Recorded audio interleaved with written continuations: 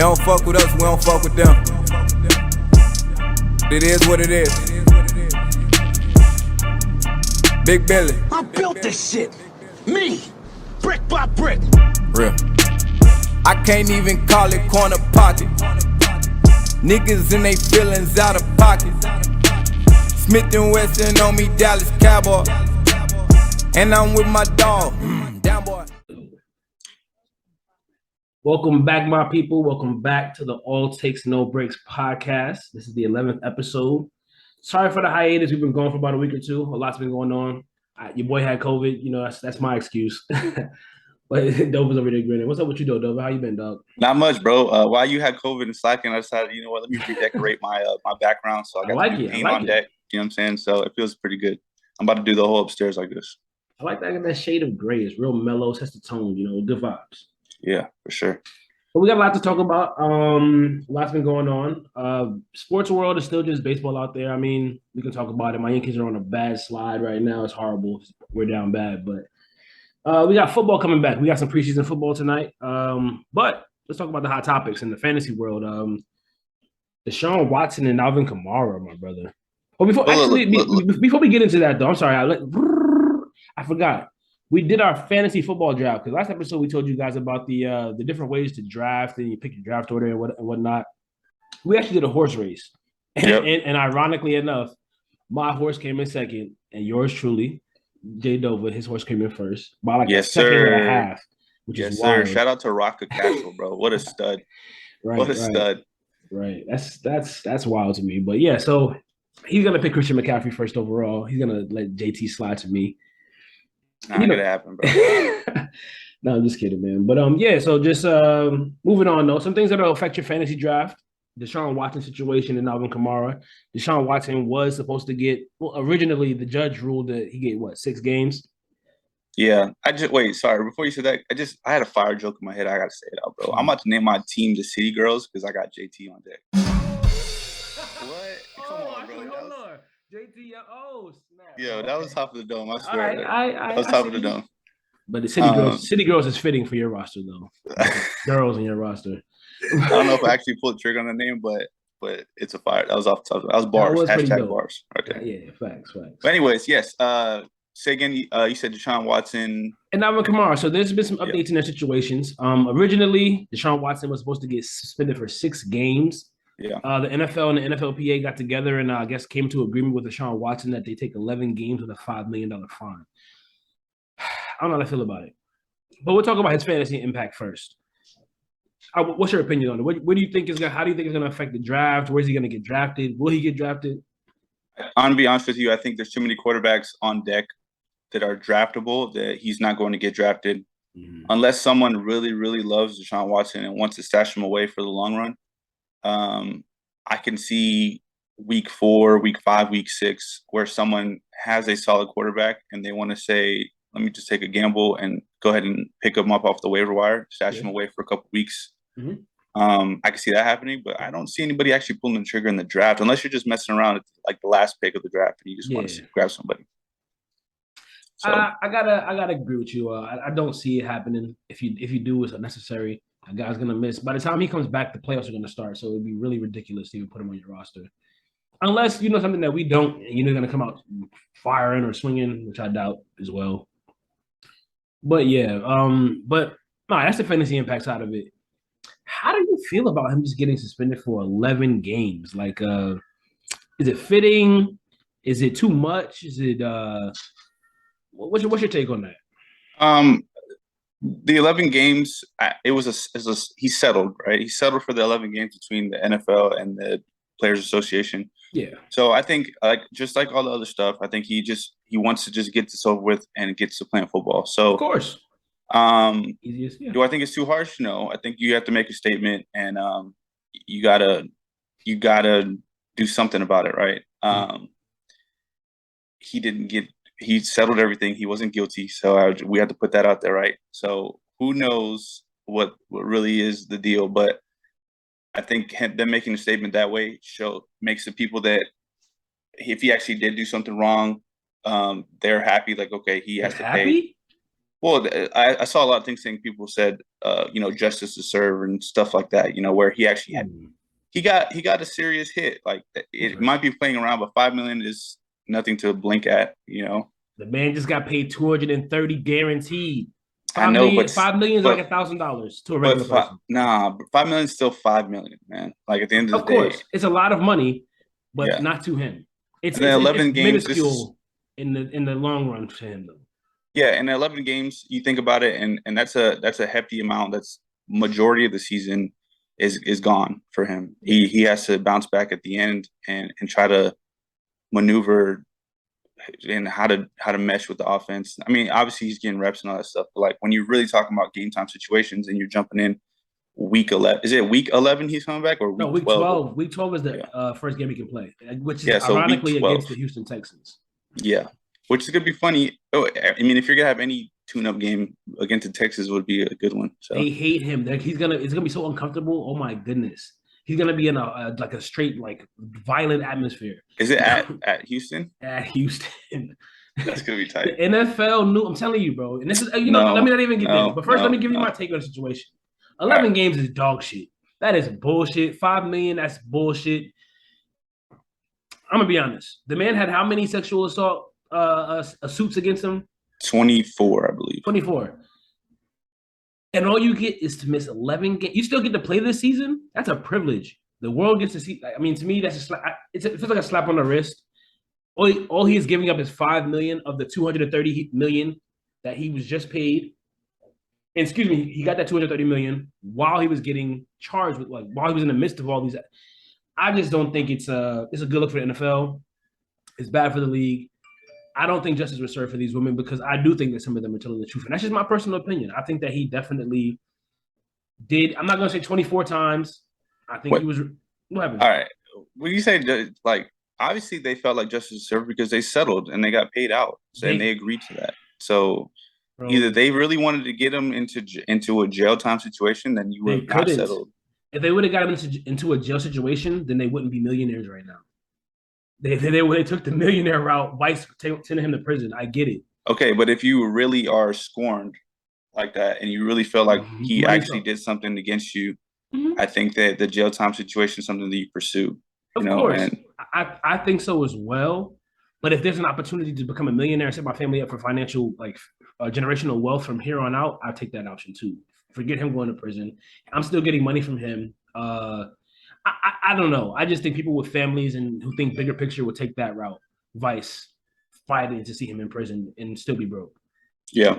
I don't know. That's just my opinion. That's just my take on it. But do I think that justice was served? Sure. These women got compensated in some way. But I don't think that he was punished justly. That's just my take on it. I don't know.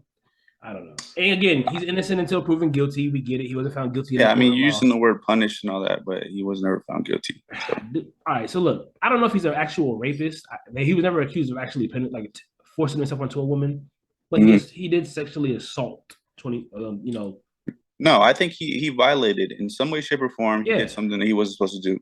That me or you would probably be in prison for a couple years right now if we did. Possibly, because I don't have millions to settle with somebody, so I would probably be in jail. Yeah. But he is getting punished for it, though. So I mean, sure. So it is what it is. Calvin really got suspended 17 games for just betting. For firing up FanDuel right quick, a year. But this man wouldn't touch 24. Whatever. Moving on. Alvin Kamara. He's also guilty. A hot topic, but it's different. That's the difference. I'm just say that it's just that's the difference. 17 games because you found guilty with evidence, with everything. Yes, but what he did is not illegal. It is not a felony. It's not a felony to. Oh no. I'm saying it's against what he broke a rule that the NFL had. Code of conduct. Deshaun Watson is actually facing felony sexual assault charges. If Deshaun Watson was found guilty, he would not be playing football this year. Of course. But it's easy to not be found guilty when you are a millionaire. We've seen this a million times, no? I'm not going to speak on that. I'm just saying if he was found guilty, the NFL, he was not letting him play. I agree wholeheartedly. If he's found guilty, his life is over. He's probably not going to get any job ever again. Yeah. But you know that it's a slippery slope. We all know this. It's a slippery slope. But Yeah, back to AK though. Come on, let's keep it. We gotta keep it going because yeah. we know we can talk about that one all day. That one's slippery slope man all around. But AK got suspended, or he's supposed to get suspended for. They say they were talking 6 games for some situation that happened back in Vegas during the Pro Bowl. Was it last year or the year before?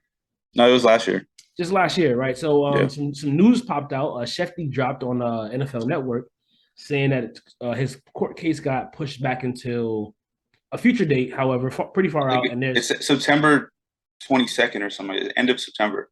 And there's speculation that he's probably going to be found not guilty and not get suspended at all. So that changes the game. Alvin Kamara, if without the suspension, I believe his ADP would probably be in the top 10 for running backs. Well, I think in general he would be a top 10 pick. How do you think that's going to affect some fantasy drafts? What's going on with that? I do think it's going to affect it slightly, but the fact that it's not 100%, this is all like people are saying, hey, it's projected, whatever, and say it is 80% that he's not going to get drafted or he's not going to get suspended. Mm-hmm. I think that moves people up. They feel comfortable taking the risk. I still think there's a solid amount of running backs that people will take ahead of Alvin Kamara just for the fact that it's just that safety net. Yeah. Also, reports saying that, the offense has changed a little bit. You got different weapons out there. You got Jarvis Landry, you got Michael Thomas, and you got Olave. And you got Winston, who's healthy, who likes to air it out. He likes to air it out. And these are targets, right? Kamara's still going to get the work. Yes. Kamara's still going to be productive. I think he's a talented running back, no doubt about it. Sure. However, I don't know if it's going to be as productive as what we've seen before. And I think that's why he stays just outside the top 10 as far as like second round talent. People are willing to take that. But I don't see him going in the first round for people, to be honest with you.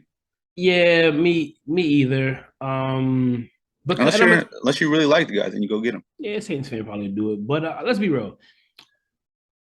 So the Saints have 3 receivers who honestly specialize in the slot in Landry, Thomas, and Olave. I'm curious. I think Jarvis might go outside and Olave might go outside. So, but the reason why Alvin Kamara was such a special talent in years past is because he played out of the slot a lot.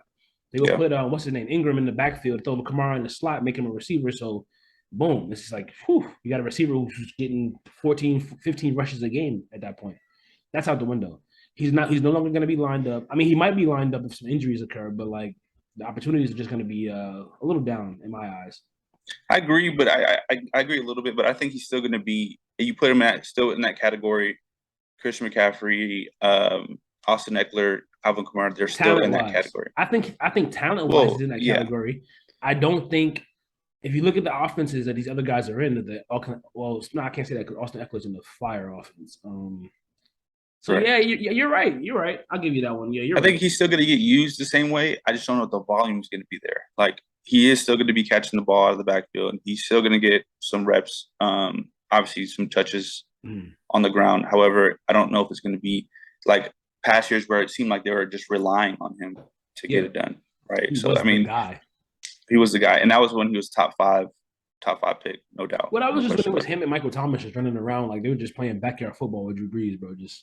Balling. Just balling. Yeah, him and Michael Thomas had that year where they just both were just insane. Took over their positions, bro. Like Thomas was what wide receiver. No, he never was wide receiver 1, but he was up there though. He was up there. He was top. I was thinking he was top 2 in that year. 3, yeah. Him and he went serious, man. I think it was him, Hop, and Adams that one year. They were just going dumb. Just ridiculous. But yeah, so I see him as still draftable. It's going to be, I would say, middle to second round, where people feel comfortable. Like, okay, I'm going to take the thing. And if he falls to third round, I would say definitely take him in the third round. Honestly, if he falls past 15, pull the trigger. Pull the trigger. There's no reason not to. Pull the trigger. But all right. Well, I pretty much agree with you. I have the same take. But if you're a guy though, it really, to me, it depends on what you're picking. So those guys in the later half of the draft, with like the 7, 8, 9, 10 pick, who get that kind of nice little flip right there, I can see you doubling up on the back end with a Kamara. I can see that, but I can't see like a. Well, yeah, that's probably the highest I can see him going is one of those guys flipping, taking right there, like probably 13, 14, the highest.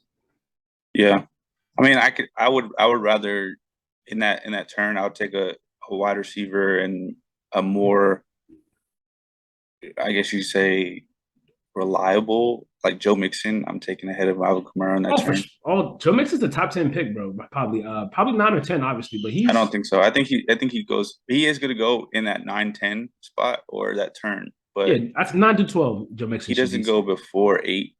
No. Unless you're a Bengals fan, but like that's still wild. Yeah, his situation's a lot better. He's not threatening suspension, nothing like that. Just what the offense is. Yeah, and I love honestly, I love the Bengals offense so much, bro. Like it's so fluid. Everybody's a playmaker. Everybody has. They improved the O line. It's about to be trouble in Cincinnati, bro. Yeah. Man. It's gonna be nice. It's gonna be nice to see, bro. But so yeah, with that first pick though, who you taking at number 20, bro, in that turn? I don't know, bro. I like all right. So who you got your eyes on, bro? When you're number 1 overall pick, you just have to flow with the. There's gonna be runs that are ahead of you. There's gonna be people taking a bunch of people. You just got to remain calm and attack what you want to attack, and things are gonna come to you. Like that's the beauty about being on that turn is that you have 2 targets in your mind. If one goes, you can just adjust, get another one, pivot. It's all about pivoting and moving and not chasing positions either. Like that is huge. Do not position chase. If you're out there, if you're a fantasy novice, don't position chase. You're gonna wind up with a roster at the end of the draft that you hate. I promise you. It's gonna be tough to position chase like that. So, which is kind of why I'm trying to like, bro. I just hate the fact that you're in front of me in that turn, right after me in that turn, bro. Because like at 19, I get to pick a player, and then you get to snatch up 2 bodies that I'm probably looking at like. That I'm probably you get to look at 2 people that I probably contemplated taking at 19. You get to take both of them. Bing, bing. Well, that's the thing that I feel good about is that every single time when you take a pick and if it's something that you just took from me, bro, I'm coming with some heat. But hold on, bro. I get the same luxury on the back end. Don't even trip. Yeah. But after I'm done, like I already got my. I'm about to say something vulgar, but I already got my fill. And then now you can get what's left after that. Bro, we're grown ups. You can. I mean, just don't get us canceled. But bro, this show is whatever you know. Nah, bro, my daughter watches this. Oh, for real? Oh, she does. She does. She does though. But right. Right. I try to keep the stuff to a minimum. But yeah, it is what it is. Matter of fact, shout out to Mina, bro. Oh, best dad. That's what's up, dog. There you go. But all right. Enough Alvin Kamara, Deshaun Watson talk. Freaking criminals. No, I'm just kidding. Except for Kamara. Kamara's cool. Kamara's cool. But all right. In honor of fantasy football season and those situations that we're probably going to avoid or look to, are skeptical of, what are some situations that you want to stay away from in this year's 2022 football fantasy football draft or just in general? All right. I would say the main situation. And do you want to go first? Because I have 2. So if you take mine. Well, I have 2 as well. So you spit one, I'll spit one. Okay. So the Melvin Gordon, Javonte Williams backfield, I want to stay far away from. And not because I hate either player. Melvin Gordon, if he's by himself, he's somebody that I would draft. If it was Williams by himself, he's somebody that I would draft. But the fact that they're sharing that backfield and it feels like any given day, one person's going to outtouch the other. One person's going to have a better game than the other. Makes me feel like there's just other options where I can count on a guy getting at least, 12 to 13 touches, 14, 15 touches, just the guy that they're going to use a lot. This one, I feel like they're going to split and they could end up getting like one guy gets 7 touches one time. And then that next week, the same guy gets 13 touches the next week. Yeah, it's like, and when you want to win, and you want to feel confident when you set that lineup on Sunday morning, right, that's tough. It just doesn't feel good, like to be like, oh, I don't know who's going to be, whatever, right? But you know what though, you kind of gotta just like grab one and pray for injury, or the other one, like, or just go down, bro. Yeah, that's the sad thing about it is that for me, I would love to have Williams on my roster, and then Melvin Gordon hurt his foot again, like for the 14,000th time, and then Williams can do his thing. Right. That was kind of the toxic relationship I was in with Jonathan Taylor in his rookie year. Because they, for some reason, bro, Buddy would have like 160 yards and a tutty, and then the next game, in 6 catches, the next game he doesn't play because Nyheim Hines is getting 22 like, bro. And Nyheim Hines would go off. Like he would. Yeah. He's not a bum. Like, damn. He's not a bum, but just again, I know he's nice, but I don't have the confidence he's gonna get those touches. So Yeah, it But sucks. It sucks like that. if I'm gonna grab one of them, it will be Williams probably. I agree. He would be the one I would touch or mess with if I pause. If I had to grab one. Yeah. Melvin Yeah, Gordon's definitely just Williams over Gordon, but Gordon's gonna have, I would say, maybe Williams might have like 2 or 3 games a little bit better than Gordon, like more value, more production. Or it happens where Williams starts to outshine Gordon on a regular basis, I think that's and gonna then happen. he takes over. So so if you have him, if you own Williams, that's what you're praying for. Like for Gordon just to fade off into the sunset and Williams to take over. I think Williams is gonna get touches regardless, but not the bell cow touches that we want him to get. Mm-hmm. But I think Gordon's gonna be like the sprinkled, and like he's gonna be in there like every maybe third down, some change of pace stuff, some goal line because he is the. Well, Williams is big too, so that's just. And well, see, I saw a report on it, and they said that Gordon's just a better pass blocker, and they use him a lot out of the backfield, like and that comes with a lot of receptions. So I think you'll see Gordon a lot on passing downs because of that. He's a veteran. He knows how to pick up. He knows coverages better. He just knows, how to play. Even around football longer. So I can agree with that. But I think numbers wise, I think Williams might. He's the one I want. Yeah. But all right. Moving on to my situation, and then again, I don't have 2 specific players like you, but this is just guys. If you're drafting players, stay away from the Jets offense. I really don't. The situation is just the Jets. Like, don't draft. I mean, and they have some guys that are pretty good players. Like, I like Breece Hall. I like Michael Carter Jr. And I like Garrett Wilson a little bit. Shout out to Max and Theo Pete, bro. Yeah, shout out to Max and Theo Pete, but like. That offense is toxic. Zach Wilson is the biggest bum. I don't know how he got drafted number 2 overall. It's wild to me, bro. I was watching the preseason game the other day where he got hurt, and we got to pick on him, right? In our territory too. By the way, it was ugly. This guy legit pre-snap, Green 18, blah, blah, blah, blah, blah. But mind you, this whole time he's doing this, bro, he's staring directly at Denzel Mims, like he hasn't not took his eyes off him. Hey, still staring at him. Throws it to him. Easiest pick I ever seen in my life, bro. I couldn't believe it. NFL quarterback, bro. That's crazy. This is the second year, so he's supposed to take a leap. I don't see it. I feel for New York Jets fans. If you are Zach Wilson, I just feel for you. Just anybody stay away from it, man. It's just toxic. You might have a guy like who sounds like Breece Hall go off 1 week and then disappear, kind of just because the ebb and flow of the offense.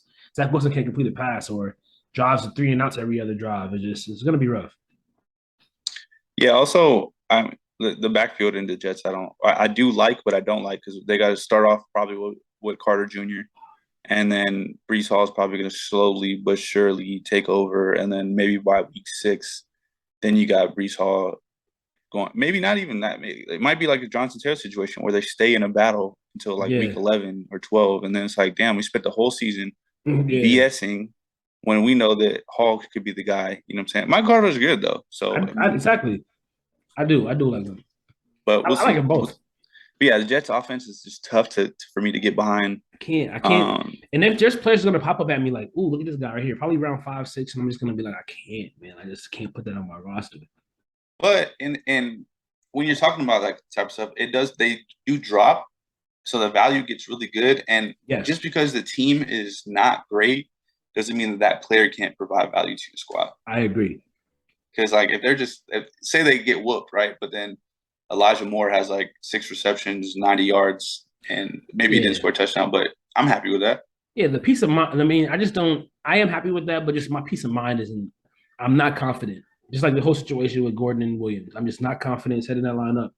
Knowing like this guy, he could get me 15 points or he can get me 3 points. Don't know. I agree. It just feels better when the offense is going to be like scoring and making moves. Yeah. So for sure. All right. You got 2 of them though, right? No. Well, I had 2 as a backup just in case you picked one. I don't want to disclose my other stuff. I don't want to get too much information out here, bro. I still got drafts to be, like people. Of course. Well, you're scared. I'm not scared. I'm gonna tell you this my next one anyway, though. Stay away from Kyler Murray if you can, folks. And this is just this is my what's up? That's booty information. Go ahead. I want to hear what you have to say of why. Hear me out, guys. We don't know what's going on with Marquise Brown. And Marquise Brown has a bad case of the dropsies. No hop till about week 11. His rushing numbers are going to be there because he's going to be the focal point. But they took some hits on their offensive line as well. I think 2 of them went down this training camp. I just don't. I smell regression.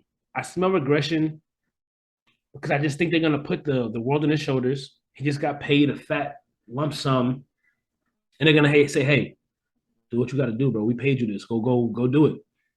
And Kyler's never been that guy to just go put a team on his back at any level and deliver the goods.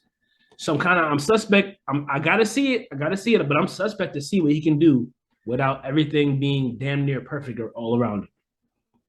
We've never seen it. I want to agree with you, but I also want to say like Kyler Murray is just a great quarterback. Correct. He's gonna score. He's accurate.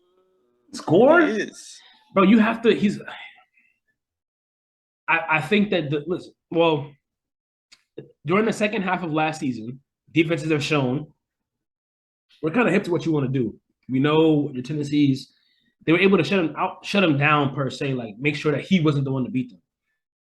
When he didn't have Hop and all that good stuff, they took a hit, bro. And I don't see him as being like someone that you go out of your way to draft, but to say not draft at all, I think he's still better than some quarterbacks out there as far as you know what point value fantasy wise. I'm glad you said that, and maybe I'm not saying don't draft him at all, but his ADP is what I'm concerned about. He's gonna get drafted probably round 3, 4 probably just because of his. I think that's way too high of a pick. You can get better value. I agree. It shouldn't be that high. I just don't think that he should be that high to where you're looking for him at that early. Because it's probably going to burn you in the end because you're going to be expecting 30 points a game or 25 to 30, and it's just I don't think so. I'm not sure, but that's just my take. Since you said it, I'll just say what I was going to say. I think Antonio Gibson is just he's done. Someone, he's cooked, bro. That's someone that you just don't touch him. Bro. I mean, if you do touch him, then do it really, really, really, really late. Yeah. He's not the bell cow he was the last couple of years. I agree. I've also in camp I've heard he's been horrendous, fumbling issues all over the place. Yeah, butterfingers. Yeah, and it's bad though. It's like 2 or 3 fumbles like a practice, so it's getting bad. He has the yips. He yips. Yeah, bro. It's all bad. Yips, bro. Yeah, that's that Carson Wentz brought that over there down there to those boys. That's tough. Carson Wentz, bro. He has all the talent in the world, and I say this as an Eagles fan. So shout out to Carson. You gave us some great years, but. All the talent in the world, but he just did some boneheaded ass stuff, bro. Like he's trying to be a hero, fumbling, getting stripped, throwing horrible interceptions, trying to do too much sometimes. It's all bad. I'll say this: I think he's a top 5 to 7 talent at the position. I think talent. Now, you obviously hard work beats talent when talent doesn't work hard. So, but he does things that not many people can do sometimes. I'm like, damn. Then he does a fucking. Oh, excuse me. My bad, Amina. Sorry. I don't think she was. She probably just turns it on and doesn't really pay attention. No, I know. I love it. No, I just want to make sure. Just my bad if you hear that, but. No, you're right. But yeah, bro. He just. Oof. It's all bad sometimes. Yeah, I think it's a little toxic down there, so I'll just stay away from that situation as well. See, that wasn't so hard, bro. Why do you think that? You're saying? I feel like, bro. I'm glad we're on the air for this too, though. But let's talk about this for a second.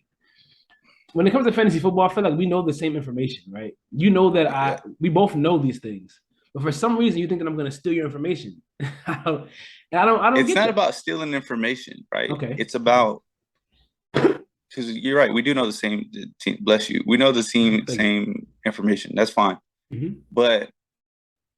It's about draft tendencies. It's about draft habits. It's about how someone drafts or whatever the case would be. And if I'm sitting there and we're doing a mock draft together, and you just see how this is live action. This isn't like playing around. You can see how I move and who I'm willing to take over, who I'm willing to take, and that might change. Especially the fact that on that turn you have one opportunity before I grab 2 people, and if you know that I am leaning more towards this or that. Yeah, you might take the shot on this one because you know that on the way back, that person is going to be there for you instead of the reverse way. Just because you know you've already seen it 2 or 3 times that I'm more. It might be that I'm going to try to snatch a tight end on a turn, or you might see that I'm going wide receiver, or running back, or whatever it could be, and it, then you might maneuver. And while I agree to that, I also have to say that. That works both ways, bro. Because you get to see my tendencies as well. And I feel like at the earlier rounds, 19, 20, 21, 22, it's really like those picks aren't so far apart to where like it'll be a drastic. If I take one of the guys you're looking at, it's not drastic. You still get two more guys that who are really Look, good. I know you weren't worried about me. That I'm about you. That's why I'm trying to say that you rewatching or how I'm moving. I don't really care how you move, honestly, because I have my picks. And that's what I'm trying to explain to you. And I keep saying that to you, but for some reason you don't believe me. You think that I don't. really, you think that I really, really want to watch. And still your You strategies. Do. But bro, bro, mock draft by yourself, bro. I don't want to mock draft. I do all day long, bro. Like all the time. But that's the thing, though, bro. Like, you're right. Okay, we'll leave it at that. I agree. All right. until after the draft, and as long as we're not playing each other, we're friendly. But draft time, it's not friendly. We're not friends. You know what I'm saying? Then after the draft, as long as it's not week one matchup, me and you, then we're back to being cool. You know what I'm saying? Who knows what's going to happen? If we're in the same division, though, you got to see me twice a year again, bro. So I'm fine with that. You're not. I hope it works out the way. That way I can get redemption from last year. Don't get swept because that's all bad. All right, folks who don't know, well, I say it often, so I know you do know. You already said it before, so you can't say it again and be like, folks who don't know. But anyway, hey, I only got a few weeks left to brag about this, so let me get my rocks in, bro. Yeah. But moving on though, it was a good show. Good fantasy football talk. We'll probably be back next week with more fantasy talk because not much going on in the sports world right now. But we're gonna move on to our next segment, which is the Would You Rather segment. I think I went first last week, so I think it's your turn. Or should I ask you first? Which way? No, you can go ahead and just ask me, bro. I'm ready to go. All right, bet. So my Would You Rather this week is kind of wild and a little bit off topic. Oh, but it's funny as hell. So I'm gonna ask you: Would you rather fight a chicken to the death every time you get into a car, or fight an orangutan to the death once a year, but you get a sword? I definitely would go with the orangutan with the sword. What? An orangutan? Yeah. Once a year, bro. Like an orangutan can murk you, bro. For sure. But at least I got a sword. Then I can. The chicken just kick the chicken, bro. Bro, the chicken is you gotta fight. You gotta murk a chicken every day. That you know what that does to your mental fucking. Every single day, you gotta kill a chicken just to get into your car. Bro, yes. That's wild to me. I'd rather prepare for a match. Hey, and if you get in your car like 8 times a day, you gotta kill 8 chicken a day. That's crazy.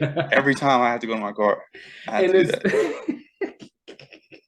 I'll take the L once a year, prepare for battle, because I got a fucking beast that I'm about to attack. And once I do that, then I'm good for a whole nother year. The chicken's not gonna kill you ever. That orangutan can kill you. I'm laughing so hard though, bro, because you ever watch? Well, obviously you watch Family Guy, but you remember that episode of Peter? Oh yeah, the chicken and him is just boxing, bro. They go hard. They throwing them, bro. They throwing them. Oh my goodness. Yeah. I'm about to cry. That shit is hilarious. No, but yeah, I have a sword, bro. Like, stop. The orangutan doesn't even know what's coming to him. He thinks that I'm about to like come in. Even if he grabs the sword, think about it. I think you've forgotten how big orangutans are.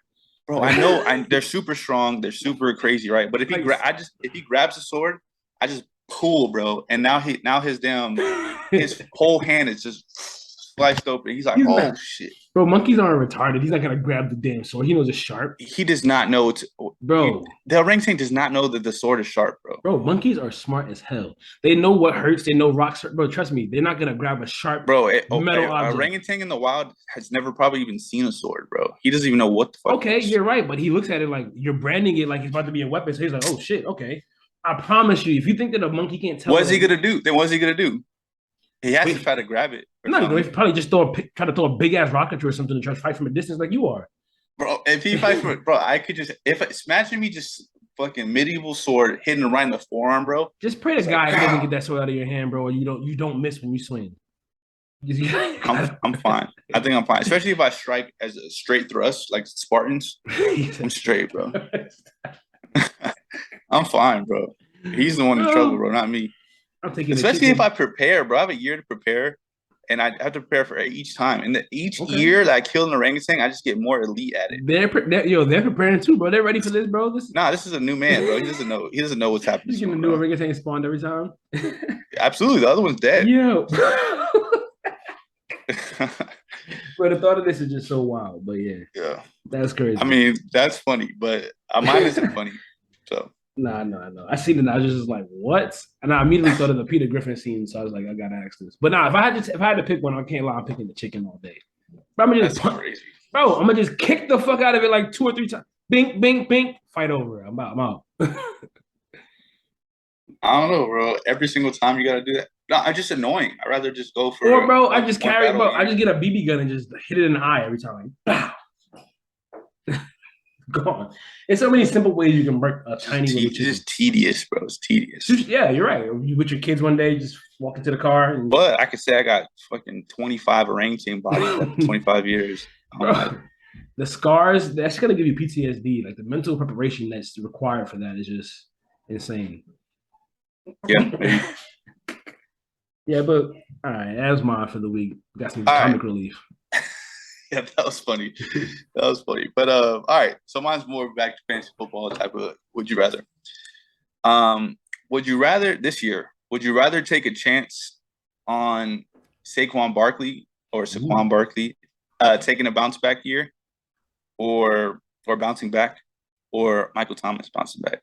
Ooh, good question. You said it right the first time, Saquon. Your minority bone came out. It was all right. But yeah, you said it right. That's his name, right? Saquon? I don't know. I don't know if he prefers it Saquon or Saquon. So I would say Saquon, but that's just me though. That's something we should probably look into. Or I'm gonna just say S. Barkley. Barkley, yeah, cool. But let's see. Barkley coming back or Michael. So honestly, Giants O-line is still dog shit. Saints got a lot more going on. I think that I'm gonna try to answer this as clear as possible. I think Barkley's gonna have the more productive year, but I have more faith in Michael Thomas bouncing back and like not getting hurt again than I do in Barkley. Does that make sense? That makes sense. So yeah, I think that Michael Thomas is gonna play really well, but all the receiving options around him plus Kamara, I don't think he's gonna be the same Michael Thomas we're used to, getting all the fat numbers. But if you ask me which one is going to hold up, I got a lot more faith in Michael Thomas than I do with Barkley all day long. I would have to agree with that. Like, I think Barkley is actually going to have a bounce back year. Same. So do but I think it's easier for Michael Thomas to have a bounce back year. Like just what he's able to do and the offense he's in right now, with Jameis Winston being able to he just likes to throw the ball all the time. And he's I heard someone say he's a YOLO type of quarterback. Facts, 100%, bro. Just like all or nothing type of thing. So he's gonna be slinging the ball. He doesn't really care if he gets picked off, bro. He's back like he never left. I think he cares now because he realized not caring got his ass sent to the bench and traded or cut. I guess so. Bro, he hasn't been as carefree as. Remember that one year he was 30-30, bro, just led the league in touchdowns and interceptions. Wow. Yeah. Yeah, he's not. I don't think he's going back to that guy. Nah. No, but I think he still has the same spirit though. Same spirit. Where he's like, I'm just going to sling this ball. But yeah, he should be more conservative, honestly. But yeah, I think Michael Thomas has easier road to bounce back. But I think Barkley's going to do fine. Yeah, I think he's going to be fine. I just think, man, like there's so much opportunity for him to get like banged up again, bro. It's just because if they're gonna bell cow him again, like I think they are, because I can't even tell you the Giants' number 2 running back. I just think that's recipe for disaster, bro. Hey. Yeah, man. What about you? What you think? You said the same thing, right? You feel like Michael Thomas as well? Yeah, I think Michael Thomas has an easier road. Barkley is poised to bounce back, but I think Michael Thomas could bounce. It's just easier for him to do it. Yeah, gotta agree. But all right, my brother, let's wrap this thing up. That's a good episode today. Yes, sir. A lot of fantasy football talk. It's getting closer. Yeah, it's around the corner, man. Can't wait. We got our draft here coming up on the 3rd. I got 3 drafts coming 3 days in a row, so I'm gonna be a busy man that weekend. Very busy. The 3rd, and that's when college football is officially back as well. And then we get blessed with NFL football on that Thursday right after. Yep. So, man, that's what a time to be alive. These weeks are going to be beautiful coming up. Beautiful. And there's be plenty to talk about, whether it's college football or NFL football, how people have been panning out. We're not gonna revisit our list yet. It'll probably be like week 4, week 5 when we do that. But I'm looking forward to that and seeing how it comes out. Yeah, and at the end of the year, we can actually come back and see who wins. Oh, you want to do end of the year? All right, bet. No, we can do like halfway, midway. We can just check in. You know what I'm saying? Do a little check in. Definitely, if your guys are definitely plummeting, I'm gonna let you know about it. Don't worry about that. But all right, my brother, thank you folks again at home for listening. We appreciate you guys. If you made it this far, please do not forget to like, comment, subscribe, give us some input, tell us what you want to hear, talk about. If we suck, tell us we suck. If we're good, tell us, something we can get better at, all that good stuff. But again, see y'all next week. Signing out. It won't be 2 weeks this time, I promise. We'll be back next week. No, next week. Comment down below. Yes, sir. See ya. Later.